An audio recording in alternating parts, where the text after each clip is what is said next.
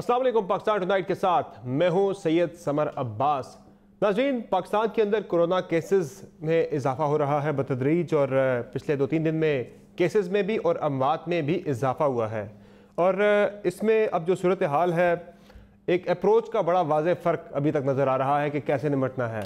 ज़ाहिर है टेस्टिंग तो हमारे पास कैपेसिटी बहुत कम है। इस वक्त जो हम कर सकते हैं इफेक्टिव लॉकडाउन ही कर सकते हैं, और लॉकडाउन पर दो मुख्तलिफ आरा बड़ी खुल के सामने आ चुकी हैं। सिंध ये कह रहा है कि सख्त और इफेक्टिव लॉकडाउन होना चाहिए, जबकि वफाकी हुकूमत का यानी बिलखुसूस वज़ीर आज़म साहब का ये कहना है कि लॉकडाउन में नरमी होनी चाहिए। आज वज़ीर आज़म ने दो मौके पर बात की लॉकडाउन के हवाले से, और उन्होंने एक ही बात की कि ये एलिटिस्ट लॉकडाउन पाकिस्तान के अंदर आपने लगा दिया है, अमीरों के कहने पे लॉकडाउन लगा दिया है, गरीबों का ख्याल नहीं रखा गया, जबकि कोरोना अमीर या गरीब में फ़र्क नहीं करता। लेकिन और साथ ही साथ उन्होंने ये भी कहा कि आज दुनिया के अंदर केसेस बहुत ज़्यादा बड़े, बात बहुत ज़्यादा बड़ी, लेकिन पाकिस्तान के अंदर हालात कंट्रोल में हैं। यही बात की असद उमर साहब ने भी कि पाकिस्तान के अंदर सूरत हाल फिल वक्त अभी तक कंट्रोल से बाहर नहीं हुई। लेकिन आज अमेरिका, जहाँ सबसे ज़्यादा केसेस अब तक सामने आ चुके हैं, उसका एक थोड़ा सा मवाजना पाकिस्तान के साथ हम शेयर करेंगे और बताएंगे कि पाकिस्तान और अमेरिका के हालात कोई बहुत ज़्यादा मुख्तलिफ नहीं है। जो पहले इब्तदाई दिनों के रिपोर्ट्स हैं, जो रिजल्ट्स हैं, जो इब्तदाई दिनों में अमवात की शरह थी, वो तकरीबन एक ही जैसी थी अब तक के दिनों में, वो भी आपके साथ शेयर करेंगे। और टेस्टिंग के वाले से नाज़रीन बड़ा इंपॉर्टेंट मामला है कि टेस्टिंग कैपेसिटी के वाले से हम दावे तो ये सुनते रहे। ज़फ़र मिर्ज़ा साहब ने हमारे प्रोग्राम में ही कहा था कि अप्रैल के आखिर में टेस्टिंग कैपेसिटी को 25 से 30 हज़ार तक बढ़ा दिया जाएगा, और चेयरमैन एनडीए में भी कह चुके हैं। लेकिन अभी तक जो टेस्टिंग कैपेसिटी हमारी है वो 6,000, 7,000, 8,000 से ऊपर नहीं जा पा रही। और हम मवाजना कर रहे हैं कि दुनिया के अंदर लोग लॉकडाउन खोल रहे हैं, नरमी कर रहे हैं, लेकिन पाकिस्तान के अंदर जब हम उन ममालिक की मिसाल देते हैं, वहाँ पे आज testing lakh 2 lakh per day तक पहुंच चुकी है। पाकिस्तान के अंदर हम 7,000, 8,000 पे खड़े हैं, वो हमें बढ़ानी पड़ेगी।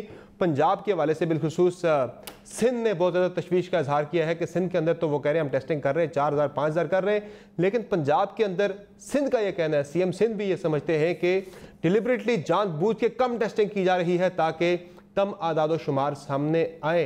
क्या यहाँ पे मकसद आवाम की ज़िंदगियों को बचाना है, या फिर सिर्फ पोलिटिकली पॉइंट स्कोरिंग करनी है कि हमारे जो आदाद शुमार है वो ज़्यादा बेहतर है?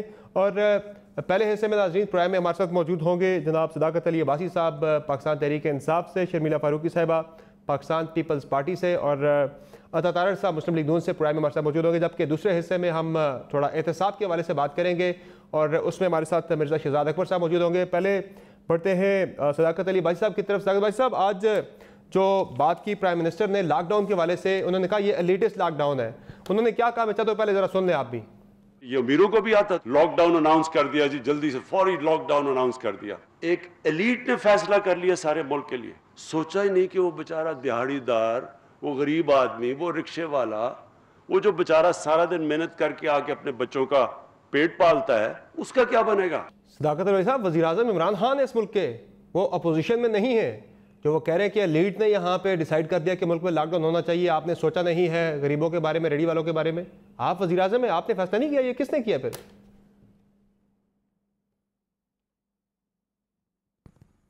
समर साहब बहुत शुक्रिया।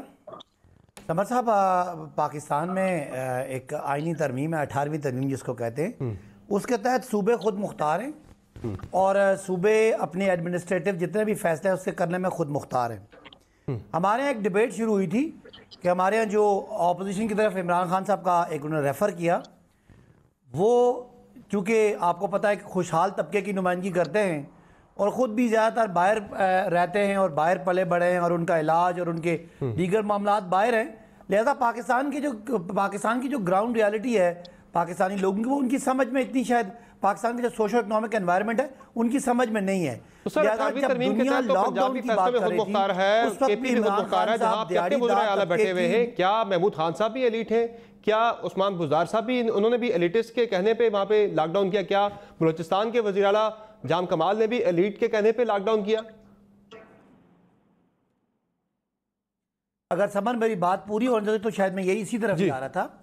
इमरान खान साहब ने जब लॉकडाउन के हवाले से जो स्ट्रैटेजी दी तो बहुत तनकीद हुई, मीडिया ने बहुत तनकीद की, ऑपोजिशन ने बहुत तनकीद की। इमरान खान साहब उसकी तरफ रेफर कर रहे हैं, वो जो एक हमारे यहाँ एक आसूदा खुशहाल लोग हैं जो समझते हैं कि उनको कुछ ना हो, उनको ये समझ ही नहीं आ पा रही थी कि हम लॉकडाउन करके जो गरीब तबकात हैं, जो 18वीं तरमीम में मीडिया का जिक्र नहीं है, by the way। वाले हैं, उनको हम बचा नहीं सकते।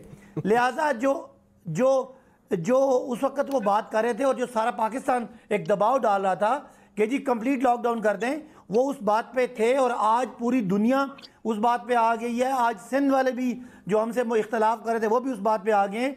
आज वजीर आला स्मार्ट लॉकडाउन की तरफ जा रहे हैं। वो वो कह रहे हैं जब विफाक से दबाव होगा, ढूंढ रहे हैं। वो कह रहे हैं जब विफाक में फैसले और होंगे, वो कह रहे हैं जब विफाक में फैसले और होंगे हमें करना पड़ेगा मजबूरन लाके दबाव में। और आज आपके पाकिस्तान में इमरान खान साहब का वो विजन सही साबित हुआ। और मुराद अली शाह साहब ये कहते हैं, मुराद अली शाह साहब ये कहते हैं जब यहाँ पे आप पंजाब में और बाकी सूबों में सनतें खोल देंगे, हमारे जो ताजर हैं, हमारे सनतकार हैं, वो हमारे ऊपर दबाव डालते हैं कि यहाँ पे क्यों नहीं, वहां पे खुल गई है। वो कहते हैं मजबूर होकर दबाव में आकर हमें भी वो फैसले करने पड़ते जो हम नहीं चाहते, जो मुनासिब नहीं है इस वक्त करने। नहीं ठीक है, वो बात कर रहे हैं। आपने अपने इंट्रो में एक बात की थी, मैं जरा आपकी तस्दीक कर दूं। अभी तक पाकिस्तान में 1,74,174,000 टेस्ट हुए हैं। मैं पर डे की बात कर रहा हूं भाई साहब, 80,000 मैं पर डे की बात कर रहा हूं। सिंध में 51,000 टेस्ट हुए हैं। जी जरा सुन लें, उस तरफ में आऊंगा। 51,000 टेस्ट हुए हैं।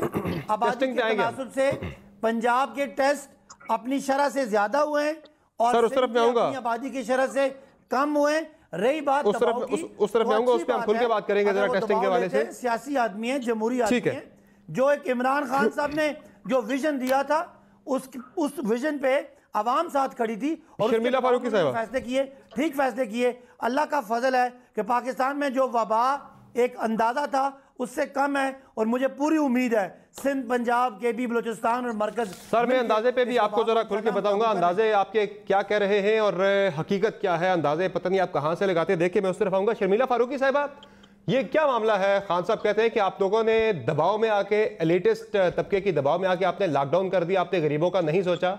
जरा बताएं सिंध के अंदर आप गरीबों के लिए क्या कर रहे हैं? खान साहब का कंसर्न तो बड़ा जायज है ये। जी शुक्रिया। देखिए मसला पता है क्या है कि शुरू दिन से इमरान खान साहब एक बड़ा पॉपुलर रेटोरिक लेके चल रहे हैं लोगों के लिए, और वो ये है कि जी गरीब लोगों का क्या होगा, कि गरीब तबका जो है इस लॉकडाउन की वजह से वो मुतासर होगा। देखिए सिंध के अंदर मुराद अली शाह ना तो डॉक्टर है और ना ही कोई तिब्बी माहिर है। वो जो भी फैसले कर रहे हैं वो हेल्थ प्रोफेशनल की और एक्सपर्ट्स की ओपिनियन, वो तो खान साहब भी डॉक्टर नहीं है, उनके मशवरे से कर रहे हैं। अच्छा, इमरान खान साहब जो आज उन्होंने बात की है ना कि ये जो अशराफिया है, हुक्मा अशराफिया, तो भाई 2 दफा तो लॉकडाउन का जो तोसी की गई है वो तो वफाकी काबीना ने की है, तो ये तो अपनी वफाकी काबीना की भी बात कर रहे हैं ना फिर। और सबसे पहले आके जब लॉकडाउन का ऐलान किया गया तो असद उमर साहब ने किया, उससे पहले नेशनल कोऑर्डिनेशन काउंसिल के अंदर ये जो है इसका फैसला किया गया। हाँ, सिंध ने सबसे पहले फैसला किया लॉकडाउन करने का 22 तारीख को, और 23 मार्च को जो है वो पंजाब ने किया। इस वजह से किया क्योंकि हमने दुनिया के एक्सपीरियंस से सीखा।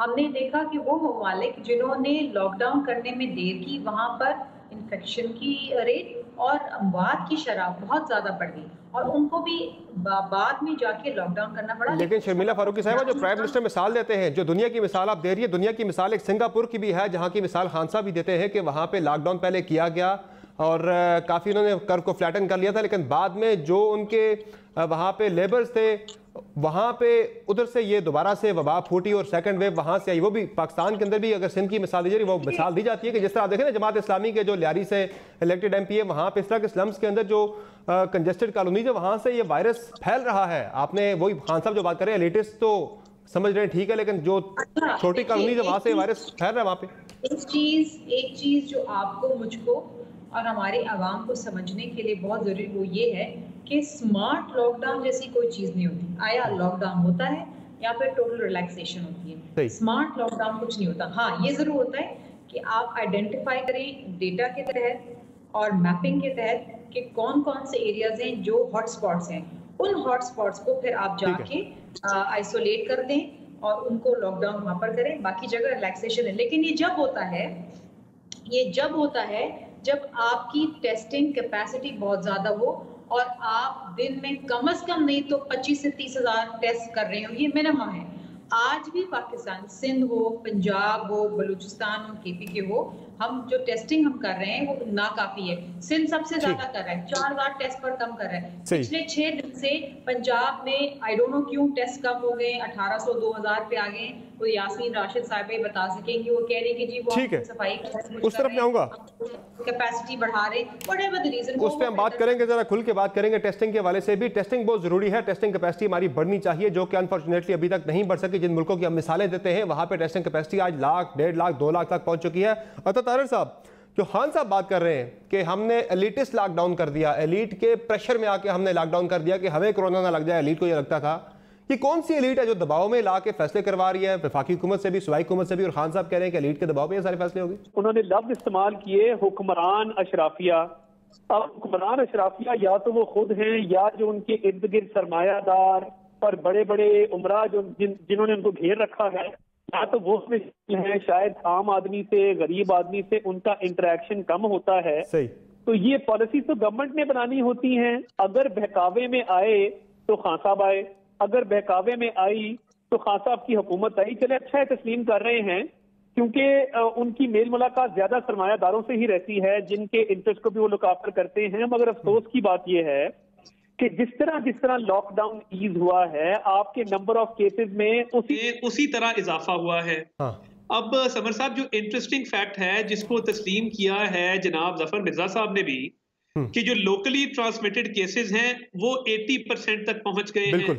पंजाब में जो लोकली ट्रांसमिटेड केसेस हैं वो 70% हैं। तो इसका मतलब है कि जो आपका ताफ्तान का फियास्को था, आपके एयरपोर्ट पे फियास्को था, हालांकि पाकिस्तान में वबा लेट आई मगर आप नहीं सीख सके, उसके बाद अब जो केसेस स्प्रेड हो रहे हैं वो पर्सन टू पर्सन कांटेक्ट के जरिए हो रहे हैं।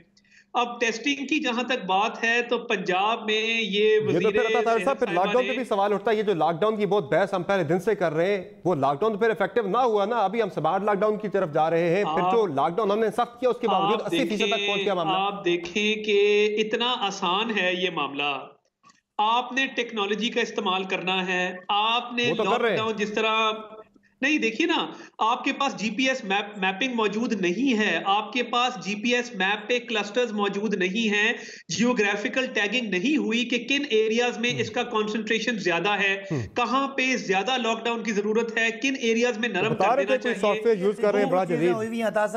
नहीं, वो पता नहीं कहां यूज हो रहा है, क्योंकि आज तो यास्मीन जो आप ये कर रहे हैं, मगर मुझे बताया ना, मैंने आपको दिखा देता हूं ऑन एयर। अब्बासी साहब मुझे आज बता दें, मुझे आज ट्रैकिंग, टेस्टिंग एंड क्वारंटाइन वो इसी के तहत हो रही है ना सर। मैं कैसे ट्रेस करूं कि मैंने कहां जाना है कहां नहीं जाना? आपकी तो वेबसाइट ही अपलोड नहीं होती, तो काइंडली वो डेटा प्रोवाइड करें ना, जो अवाम का एक्सेस जहां तक हो, लोग भी देख सकें, लोगों को भी शऊर हासिल करने का जो है वो हक हासिल है। एक और बात, अगर आप इजाजत दें तो मैं बात कर लूं समर। एक मिनट, वो की बात मुकम्मल हो जाए, बात मुकम्मल हो जाए, मैं आता हूं। मेरी बारी आप ले लें, आप मेरे प्यारे भाई हैं, आप मेरी बारी बात मुकम्मल कर लें, कर जाता हूं अपनी जरा। जी, मेरी गुजारिश है, इजाजत मांगी आपने, नहीं दी, मैं नहीं बोला। अब जो मैं मेहरबानी आपकी। देखिए, बात यह है कि यास्मीन राशिद साहिबा ने भी जो आज बात की कि ज्यादातर टेस्टिंग का फोकस क्वारंटाइन सेंटर्स में है, आइसोलेशन सेंटर्स में है, जिससे बहुत बड़ा प्रॉब्लम ये आ रहा है कि जो फैक्ट्स एंड फिगर्स आ रहे हैं वो मिसलीडिंग हैं। अब पंजाब में आप देखिए कि 6000 केस इस वक्त रिपोर्ट हो चुका है, मगर एक बहुत बड़ा सवालिया निशान केपीके के हेल्थ सिस्टम पे भी है कि वहां पे केसेस कम हैं, अमवात ज्यादा हैं। क्या वजह है कि वहां पे क्या हेल्थ केयर सिस्टम पिछले 7 साल का इस काबिल नहीं है कि वो लोगों को केटर कर सके? और दूसरी बात यह है कि लॉकडाउन पे पहले दिन से कंफ्यूजन किसने क्रिएट की? हुकूमत ने क्रिएट की। आपने 3 हफ्ते खान साहब तो आज भी लॉकडाउन की मुखालफत पे बात कर रहे हैं, वो कह रहे हैं नहीं होना चाहिए, कहते हैं लीग के दबाव में आके कर दिया गया, लॉकडाउन नहीं होना चाहिए था। यानी अगर लॉकडाउन करते हैं तो उसका नुकसान यही है कि आपके लोगों का जरिया माश इफेक्ट होता है, तो वो किसकी जिम्मेदारी है? वो हुकूमत की जिम्मेदारी है। अब नया कारनामा सुन लीजिए, पंजाब में 4015 यूनियन काउंसिल थी, इन्होंने परसों एक नोटिफिकेशन करके यूनियन काउंसिल को भी तहलील कर दिया है। कल से खत्म हो रही है। अब लोएस्ट टियर पे कोई एडमिनिस्ट्रेटिव स्ट्रक्चर मौजूद नहीं है कि आपने लोगों तक पहुंचना है, वो वार्ड की सतह पे पहुंचना है या वो यूनियन काउंसिल की सतह पे। ठीक है, अब सदाकत अब्बासी साहब, मैं आपकी तरफ आता हूं, और जो आज खान साहब भी कह रहे थे कि पाकिस्तान के अंदर सूरत हाल अंडर कंट्रोल है, यही बात उमर साहब ने भी की, कंट्रोल से हालात बाहर नहीं हुए।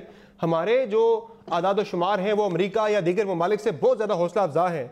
अब मैं कंपैरिजन आपके सामने रखता हूँ कि पहले आज पाकिस्तान के अंदर जब 26 फरवरी को पहला केस आया था कोरोना का, तब से अब तक 65 दिन हो गए पाकिस्तान के अंदर इस वबा को आए हुए। तो पहले 65 दिनों में पाकिस्तान के अंदर जो अमवात हैं वो 358 अमवात हो चुकी हैं, 358 पहले 65 दिन के अंदर। जबकि अमेरिका के ग्राफ आपके सामने स्क्रीन पे चल रहा है, जिसकी मिसाल दे रहे थे खान साहब के हमारे आदाद शुमार वहां से बहुत बेहतर हैं। अमेरिका के अंदर जनवरी 20 से मार्च 24 तक यानी पहले 65 दिनों में 268 अमवात थी। पाकिस्तान से तकरीबन 100 अमवात अमेरिका के अंदर कम थी। यानी हम अमेरिका के साथ अगर मवाजना कर रहे तो पहले 65 दिनों में हमारी अमवात तकरीबन 100 के करीब उनसे आगे। तो ये कौन सा आप मवाजना दे रहे हैं कि हालात हमारे बहुत अच्छे हैं उनसे? अच्छा समर साहब, मैं रिक्वेस्ट करूंगा कि दरमियान में मुझे कंप्लीट करने दीजिएगा। जी कंप्लीट करें और समझ नहीं आती। सबसे पहले अता तारड़ साहब ने कहा कि जी ये जियो फेंसिंग और जियो मैपिंग, मेरे भाई आप कल कोई बंदा भेजें मेरे साथ, डिप्टी कमिश्नर रावलपिंडी के ऑफिस में आपको ले जाऊंगा। एक एक मोहल्ले की जियो टैगिंग हुई हुई है कि कौन कौन से हॉट स्पॉट्स हैं, कौन कौन से टारगेट एरियाज हैं। और पूरे पंजाब में 250 जगहों पे स्मार्ट लॉकडाउन है। स्मार्ट लॉकडाउन, जरा मुस्लिम लीग नून को स्मार्ट बातें समझ नहीं आती, ये आपको समझाएंगे कि टेस्टिंग करनी है, मैंने अगर पिंडी जाना है, मैंने अगर पिंडी जाना है, जो बात कर रहे थे ना अता तारड़ साहब, वो ये कह रहे मुझे अगर पिंडी आना है तो क्या जाकर डीसी के दफ्तर से मालूम करेंगे कौन सा एरिया हॉटस्पॉट है, कहां पे वायरस नहीं है? ये तो आपकी इंफॉर्मेशन ऑनलाइन होनी चाहिए, लोगों को पता हो, ताकि गाइडेंस मिल सके कि भाई ये एरिया हॉटस्पॉट है, यहाँ नहीं जाना, यहाँ जाना है, अवॉइड करना है। जी समर आप एक सॉफ्टवेयर है कोविड-19 GOV पाक, इसको डाउनलोड करें अपने मोबाइल पे और ये आपको अपनी जहां लोकेशन पे होंगे वहां से शुरू करेगा और जो जो एरियाज हैं जहां जहां हॉटस्पॉट हैं ये मेंशन करेगा। ये इस पे आपको, ये मैंने खोल के रखा हुआ है, इस पे आपको ना सिर्फ total number of cases in all provinces, number of cases in last 24 hours, वो जियो टैगिंग का नंबर ऑफ, इस पे जियो टैगिंग है, ये मालूमात हो जाती है ना? नहीं है, जियो टैगिंग का सवाल है। मैं आपको बता रहा हूं अपना ये वो डीसी के दफ्तर में है, एक इसका सुन लेना भाई, अगर आप सुनना चाह रहे हैं ताकि आपके नाज़रीन भी सुने। जी सर, इसके ऊपर जो है वो इसके ऊपर पूरा वो जियो टैगिंग भी हुई हुई है। अगर आप कहेंगे तो अपने इस प्रोग्राम के बाद मैं आपको ब्रेक में वो सारा फिक्स करके दिखा दूंगा। लाहौर में, इस्लामाबाद में, पिंडी में, पूरे पाकिस्तान की इसमें जियो टैगिंग मेरे भाई हुई हुई है। हॉटस्पॉट एरियाज मेंशन है, जो एरियाज लॉकडाउन है वो भी मेंशन है। आप कम से कम इसको अप्रिशिएट करें कि गवर्नमेंट ऑफ पाकिस्तान पूरे सूबों के तावन से इस हद तक पहुंच चुकी है। जहां तक लॉकडाउन है उसमें जो प्राइम मिनिस्टर शुरू से कह रहे हैं कि आप एरिया को चूज करें और उधर टेस्टिंग भी करें, उधर उनको सील भी करें ताकि हम बीमारी के पीछे भागें। भाई 220 मिलियन लोगों के पीछे ना भागें। साहब अमेरिका से हम आगे जा रहे हैं, अमेरिका से हम 90 से 100 डेथ्स आगे चल रहे हैं जी, 90 से 100 डेथ्स अमेरिका से हम आगे चल रहे हैं। हम पत्नी कैसे कहते हैं कि हमारे हालात बहुत ज्यादा बेहतर है। वहां पे इनिशियल डेज का अगर आप देखें, वहां पहले आया था वायरस, यहाँ बाद में है। पर मुझे एक मुख्तसर ब्रेक लेनी है, ब्रेक के बाद मैं आऊंगा शर्मिला फारूकी साहबा की तरफ, जो सिंध एक सवाल उठा रहा है। मुराद अली शाह साहब भी ये समझते हैं कि पंजाब जानबूझ के टेस्टिंग कम कर दी है पंजाब ने, ताकि आदाद शुमार ज्यादा बेहतर नजर आए, केसेस कम नजर आए। वाकई में सिंध को सीरियसली ये लग रहा है कि पंजाब जानबूझ के ये कर रहा है। बातों की ब्रेक के बाद हमारे साथ रहेगा।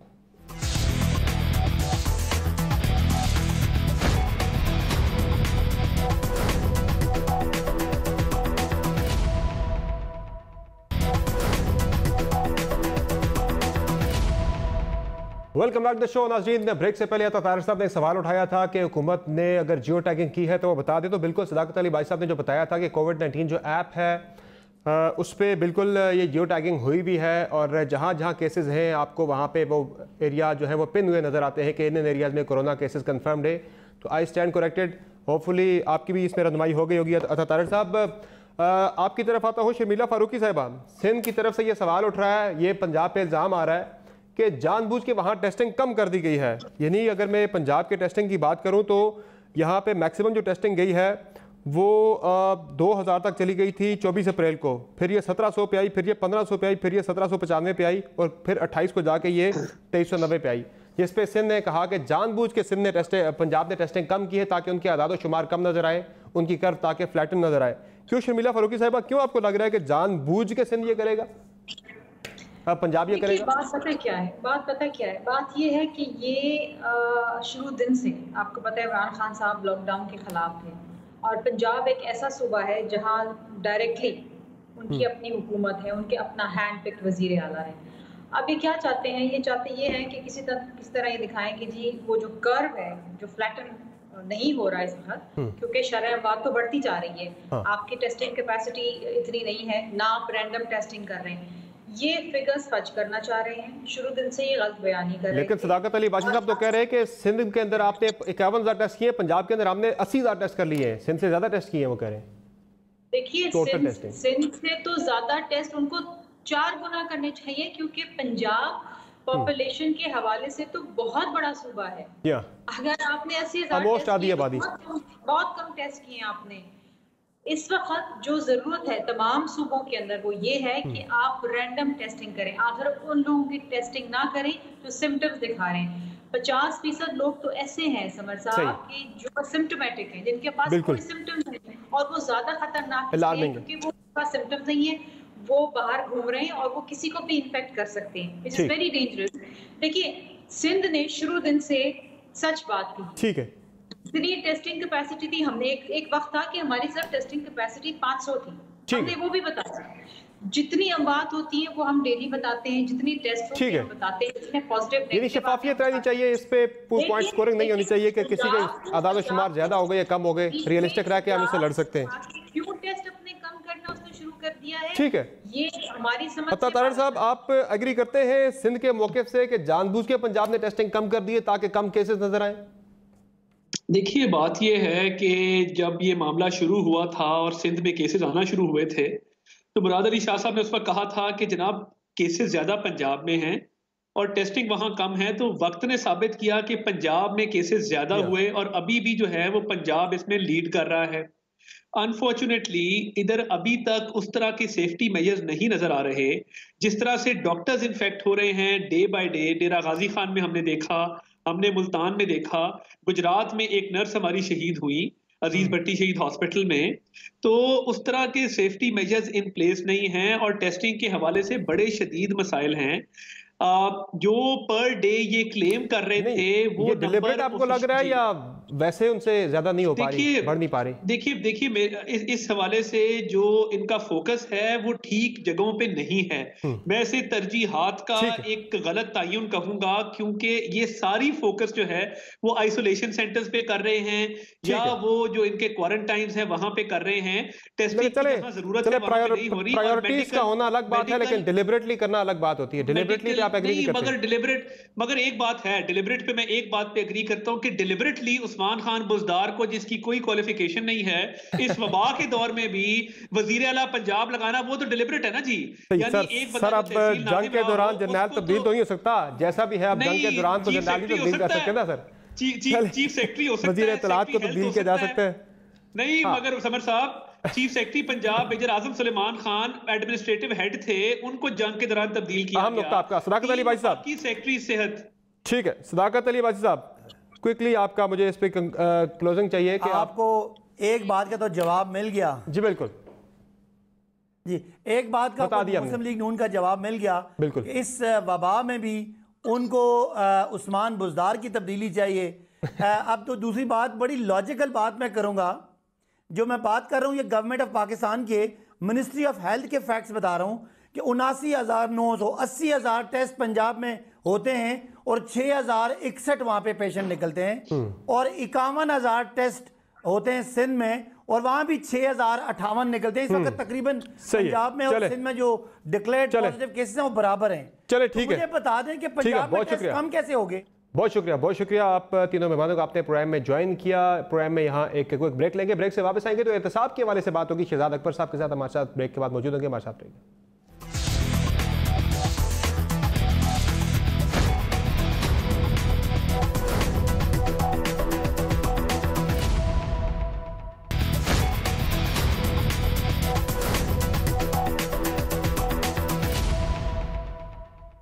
वेलकम बैक द शो नाज़रीन। प्रोग्राम के इस हिस्से में हमारे साथ मौजूद हैं वज़ीर-ए-आज़म के मुआविन ख़ुसूसी बराए दाखिला और एहतसाब जनाब शहजाद अकबर साहब, जिनसे हम बात करेंगे एक मुसव्वदा जो अपोजिशन की तरफ से पेश किया गया था पार्लिमानी कमेटी के अंदर, मुमकिन तौर पर वही कल लीक आउट हुआ, जिसमें बहुत सारी तरमीम तमाम वही थी जो अपोजिशन ने पेश की थी और हुकूमत की तरफ से ये मौक़िफ़ आया कि ये तरमीम किसी सूरत भी काबिल कबूल नहीं है। जब ये तरमीम काबिल कबूल नहीं है तो फिर कमेटी किस लिए बनाई है? इसका मतलब है कि फिर इस पर ज़्यादा बात आगे नहीं बढ़ सकती। और साथ ही साथ हम शहजाद अकबर साहब से आज ये भी जानेंगे कि फिर दोस्त आशिक अवान साहिबा को वाकई में करप्शन की वजह से हटाया गया है तो वो क्या करप्शन थी, और ओवरऑल जो एहतसाब की ड्राइव है उसमें अब तक क्या कामयाबियाँ मिली है। सर बहुत शुक्रिया, आपने प्रोग्राम में अपना कीमती वक्त दिया। सबसे पहले ऑर्डिनेंस के वाले से कल जो एक मुसव्वदा सामने आया, गवर्नमेंट ने कहा हमारा नहीं है, लेकिन बहुत सारी उसके अंदर जो तरमीम थी वो वही थी जो नून लीग की तरफ से पार्लिमानी कमेटी के अंदर पेश की गई हैं, और आपकी तरफ से कहा गया कि ये किसी सूरत भी काबिल कबूल नहीं है। इसका मतलब है कि एहतसाब बंद कर देने के मुतरादिफ है। तो फिर जब ये तरमीम आपके लिए एक्सेप्टेबल नहीं है तो फिर कमेटी किस लिए बनाई? कमेटी के अंदर भी तो यही तरमीम लेके आनी, नून लीग ने तजवीज़ तो यही देनी है। नहीं, मेरे ख्याल में थोड़ी सी यहाँ करेक्शन करना चाहूँगा। पहली बात है कि ये जो मुसव्वदा आया था तो मुसव्वदे को पहले सारा दिन इस तरह करके पेश किया गया, ये हुकूमती मुसव्वदा है, ऐसे ही है। तो पहली चीज़ तो ये इसमें करेक्शन की ज़रूरत है।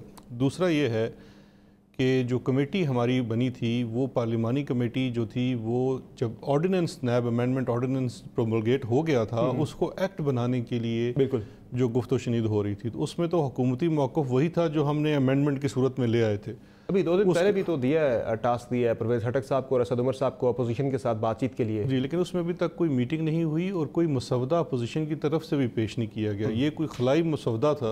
अच्छा, खलाई मुसव्वदा ऐसे आके लॉन्च हुआ। खलाई मखलूक के बारे में तो बहुत सुनते रहे, खलाई मुसव्वदा जो है या खलाई मुसव्वदा था या ये कोई खलाई चीज़ ने बनाया था। मैं तो हैरान था कि उस मुसव्वदे में तो बिल्कुल ये इतना मतलब है खलाई मखलूक एग्जिस्ट करती है जो खलाई मुसव्वदा भी आ जाता है। इतनी क्लॉजेज इसके अंदर इस किस्म की लिख दी गई थी जो कि बेसिकली जो अपोजिशन से हमारी बातचीत होती रही, जो उनकी तजावीज़ थी रिटर्न कभी नहीं आई। एक मुसव्वदा ज़रूर इससे मिलता जुलता माजी में फ़ारूक नाइक साहब का मौजूद रहा है, उस पर भी हमारी। लेकिन सर कल हमारी शायद हकान अब्बासी साहब से बात हुई थी और अता तारड़ साहब से, वो ये बता रहे थे कि तकरीबन जो तरमीम इसके अंदर मुजव्वज़ा हैं ये वही हैं जो नून लीग की तरफ से पेश की गई थी। फिर इसका मतलब है कि ये खलाई मुसव्वदा खलाई लीग नहीं बनाया था ना। अच्छा। ये तो चले फिर तय हो गया। मैंने कल उनका इंटरव्यू नहीं देखा, लेकिन अगर ये कह गए हैं तो अच्छी बात है, मान गए। तकरीबन सुबह देखिए, सुबह ये उन्होंने हुकूमत का बनाया, शाम तक मुलज़िम खुद मान गया कि किसका मुसव्वदा था। मुलज़िम मतलब वो उस कानूनी राय में मैं कह रहा हूँ ना, मुजरिम नहीं कहा। अच्छा, सही है। तो अब देखिए बात ये है कि फिर मैंने भी कल रात को एक प्रोग्राम के ऊपर ये बात की थी कि इतना लंबे सफ़े लिखने की क्या ज़रूरत थी, सिर्फ एक छोटी सी 4 सतरें लिख देते कि जी आइंदा के बाद पाकिस्तान में नवाज शरीफ, शहबाज शरीफ, हमजा शरीफ और सलमान शरीफ और जरदारी शरीफ के खिलाफ कोई मुकदमा दाखिल नहीं होगा। तो बंद कर दे। जरदारी शरीफ तो नहीं है सर, बस एक ही है दोनों। अब उसके ऊपर अगर आप ये लिख देते तो यही काफ़ी था। अच्छा, या तो देखिए एहतसाब का जो आपने अमल करना है, अब उसके ऊपर हमें ये भी पैगाम दिया जा रहा है, कमेटीज़ में भी बात की थी, अभी आपने मुझसे भी बात की थी कि अगर देखें अगर इस किस्म का कानून बन गया तो आपके लिए भी अच्छा होगा। बिल्कुल ये बात की कल जब मैंने ये नुकात सारे रखे उनके सामने, तो नून लीग के कुछ रहनुमाओं ने कहा, जब उन्होंने कहा कि ये तजावीज़ हमारी ही है तकरीबन, उन्होंने कहा कि ये फ़ायदा तो हुकूमत को होना है। मिसाल के तौर पर 90 दिन से 14 दिन का जिस्मानी रिमांड होना और एहतसाब अदालत को ज़मानत का इख्तियार मिलना, 50 करोड़ का थ्रेश छोड़ चुके। वज़ीर-ए-आज़म खुद कह चुके हैं कि नैब को बड़े मेगा करप्शन स्कैंडल्स देखने चाहिए। तो ये चीज़ें तो सारी वो कह रहे हैं कि फ़ायदा तो वाकई है। ये तो मेरा ख्याल है टीवी पे बैठ के मक्खी से मक्खी मार जाना तो और चीज़ है। मुझे थोड़ी सी क्लैरिफिकेशन करने दें। ये जो 90 दिन का रिमांड है, मैं इन तमाम अताइयों से पूछता हूँ कि मुझे बता दें 90 दिन का रिमांड एग्जिस्टिंग नैब कानून में कहाँ लिखा हुआ है?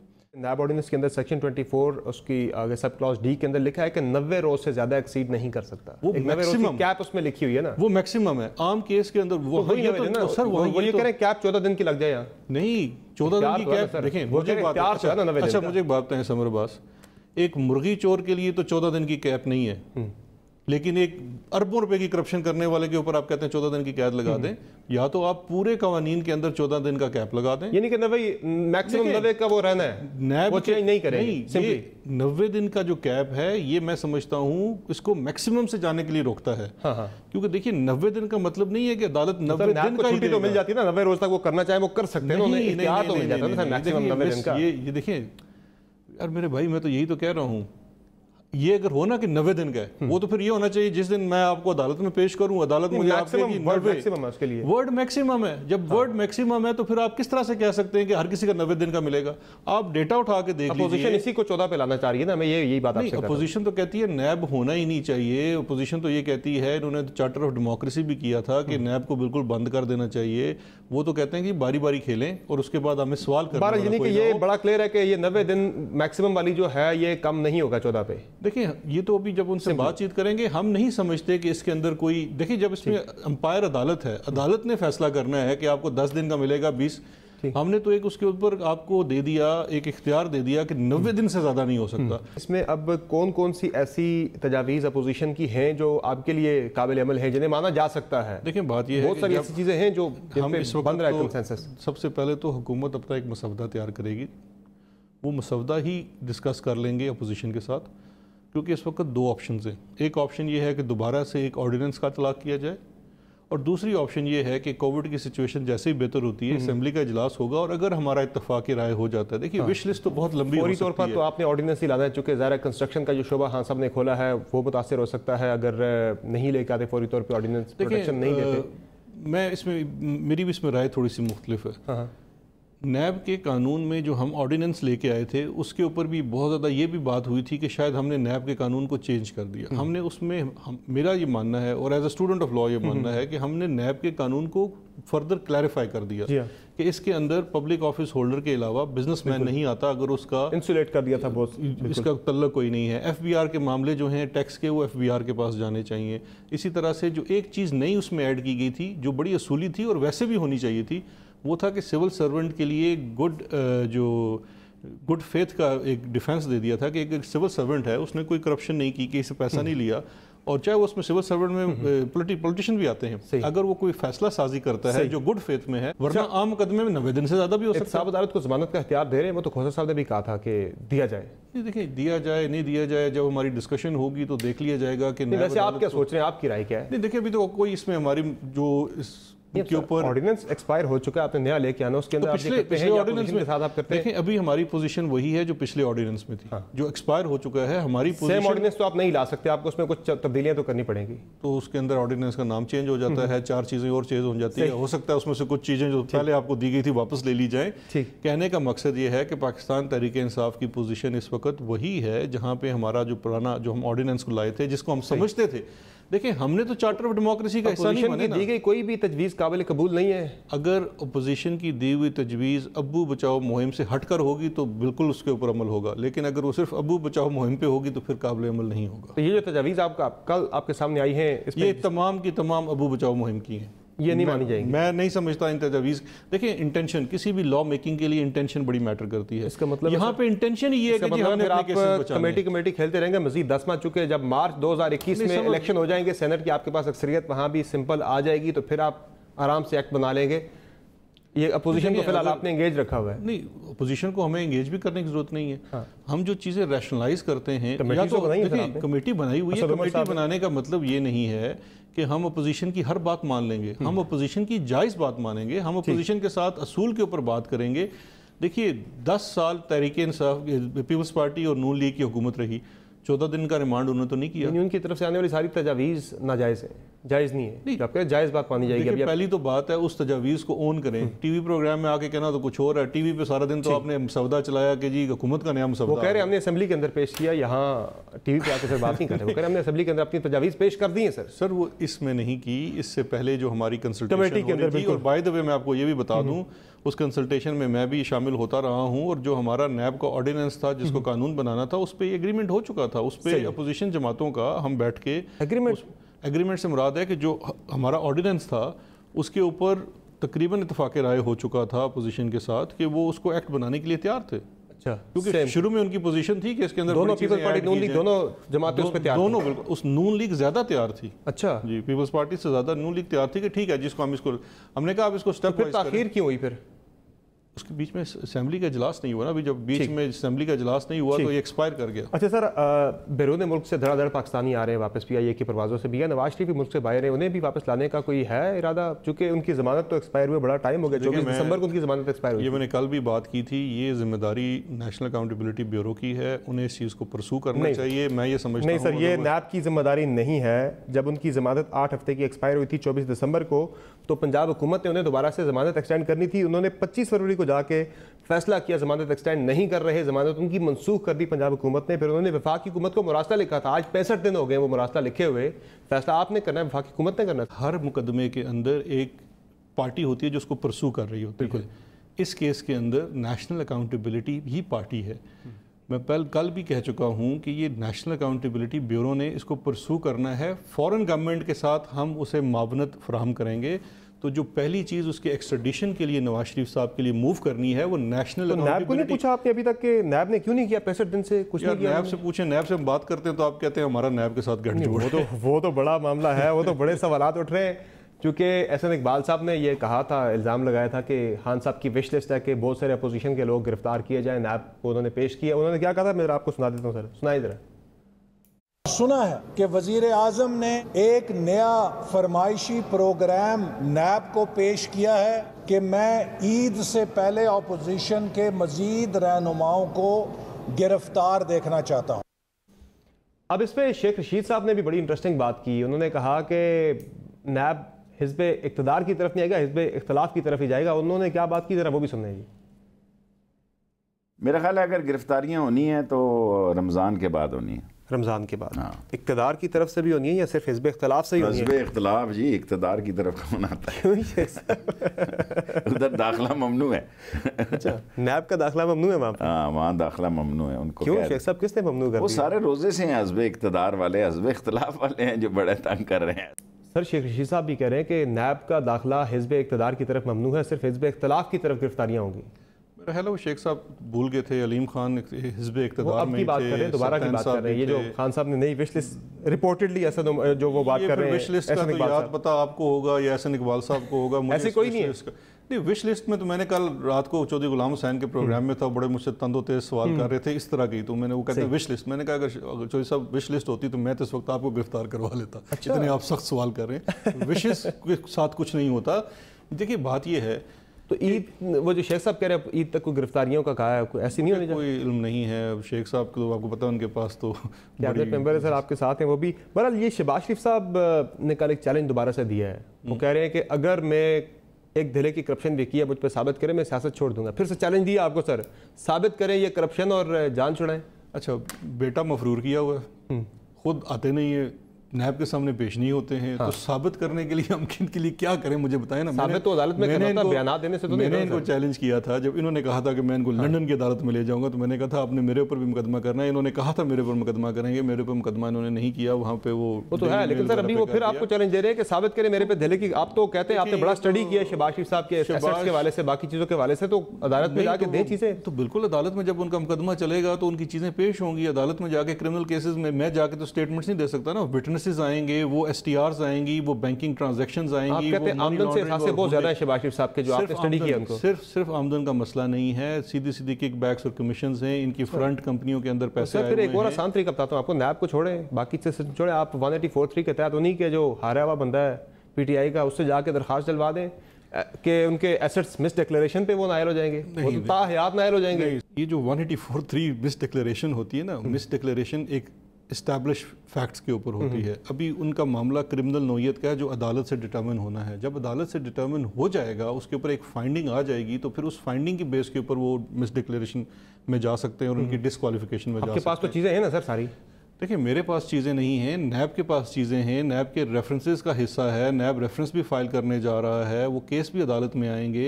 सिर्फ मसला ये है कि आपको प्रेस कॉन्फ्रेंस में सर कहा कि बहुत बड़ा इन्होंने लूट लिया, बहुत बड़े सासे इन्होंने बहुत ज़्यादा लूटा। तो इसलिए की जाती हैं कि हमारा जो आप लोगों के इतने ज़्यादा TV चैनल्स हैं, उनकी तवज्जुह से अवाम को भी पता चलता रहे कि क्या हो रहा है, क्या एविडेंस मिला है, अब इसका अगला स्टेप क्या होगा। वो फिर फैक्ट्स क्यों नहीं जाते अदालतों के अंदर वो चीज़ें? फिर अदालत के अंदर तो अब तक तो जितना आपने फैक्ट्स आके मीडिया में बयान किए, अब तक तो शहबाज शरीफ साहब को नहीं कन्विक्ट हो जाना चाहिए था। समर देखें, मैं आपसे दोबारा अर्ज करता हूँ, मैं अपनी बात दोबारा अर्ज कर देता हूँ आपसे। एक प्रोसेस है सही, जिस प्रोसेस के तहत मुकदमात दाखिल होते हैं, इंक्वायरी, इन्वेस्टिगेशन, रेफरेंस फाइलिंग, फिर ट्रायल चलता है। अब वो वाले सारे मराहिल तय पा रहे हैं। अब जो शहबाज शरीफ साहब को नैब भी बार बार बुला रही है, वो इसलिए बुला रही है कि एक अक्यूज का राइट होता है उसको एविडेंस के साथ कन्फ्रंट किया जाता है फिर अदालत में, वरना फिर होता ये है कि अदालत में जाकर ये कहते हैं ओ जी ये तो उन्होंने हमें कभी दिखाया नहीं। अब 3-4 दफ़ा नैब इनको बुला चुकी है शहबाज शरीफ साहब को। वो फरमाते हैं जी कि मैं आ नहीं सकता, अब कोरोना फैली हुई है तो मैं वहाँ पर बड़ा ख़तरा है, जबकि साथ साथ ये कहते हैं कि जी असम्बली का इजलास बुला लें। 4 बंदों के सामने पेश नहीं हो सकते, 400 बंदों के इजलास में जाना चाहते हैं। अब ये भी देखें ना, इस तरह की चीज़ों की वजह से केसेस में डिले भी होता है। फिर जब कोर्ट में मामला चला जाएगा, मैं आज भी आपको गारंटी करता हूँ, जब ये नैब की अदालत में चला जाएगा, ये दुनिया की हर कोशिश करेंगे। पहली तो बात है हो सकता है मुल्क से बाहर चले जाएं, लेकिन ना भी गए तो यहाँ भी हर मुमकिन कोशिश करेंगे कि उस चीज़ को डिले करें। दोबारा मुल्क से बाहर जाने देंगे या नाम ECL में डाल के रोकेंगे? आप शक का इज़हार कर रहे हैं। देखिए, नैब अगर रिक्वेस्ट करेगी तो वफाकी हुकूमत तो ECL में नाम डाल देगी। हमें तो जो रिक्वेस्ट आती है हम उसको देखते हैं, अगर केस सॉलिड है तो हम रिक्वेस्ट डाल देते हैं। फिर 2 आशिक अवान साहिबा वजारत से हटाई गई हैं, खबरें चलाई गई कि वो करप्शन की उन्होंने, ऐसे कोई आई ये चीज़ सामने? मेरे इल्म में चीज़ें नहीं है इस किस्म की, तो मैं कमेंट कर नहीं सकता। जो मीटिंग हुई थी कोई रिपोर्टेडली, जब वो इस्तीफे की बात हुई थी, सुना है आप भी वहाँ मौजूद थे, आज़म खान साहब भी मौजूद थे, वो सारी बातचीत वहाँ पे हुई थी, सारी चीज़ें कर दी जाती हैं। देखिए, मैं आप थे या नहीं थे वहाँ पे? बातें अखबार वाले लिख देते हैं या आप टीवी वाले कर देते हैं। जैसा कल नैब का मसौदा सुबह आपसे चले पूछ रहे हैं ना, ये जो चल रही है बातें, आपसे हम आपका मौक़िफ़ पूछ रहे हैं कि आप थे वहाँ पे कि नहीं थे जब बातचीत हुई थी? नहीं, मैं इस पर कोई कमेंट नहीं करूँगा। इंटरनल हमारी 10 मीटिंग्स होती हैं, 10 दिन में 10 दफ़ा मैं मुख्तलिफ वज़रा से मिलता हूँ। अब कोई चीज़ कहाँ से कहाँ आप जोड़ देंगे, तो इसलिए मेरा इस मामले के ऊपर खामोशी को आई समझे। फिर नहीं, खामोशी को हाँ ना समझे। एक सिंपल सी चीज़ है, वज़ीर आज़म साहब की स्वाबदीद है, उस सुबह मुझे भी कह सकते हैं थैंक यू वेरी मच, ठीक है, तो मैं भी अपना बस्ता उठा के वापस आ जाऊंगा। तो ये तो एक टीम का लीडर है, उसने डिसाइड करना होता है कौन काबीना में रहेगा कौन नहीं होगा। Thank you so much sir, बहुत शुक्रिया शहजाद अकबर साहब, आपने अपना कीमती वक्त। नाज़रीन, आपने तफसीली गुफ्तगू मुलाहिज़ा की शहजाद अकबर साहब की, जिनका ये कहना है कि अपोजिशन की तरफ से जो तरामीम मुजव्वज़ा सामने आई हैं वो किसी सूरत भी एक्सेप्टेबल नहीं है। ये तो फिर नैब को बंद करने के मुताबिक आज के शो में इतना ही। आपके फीडबैक का इंतजार रहेगा। इजाज़त दीजिए, अल्लाह हाफ़िज़।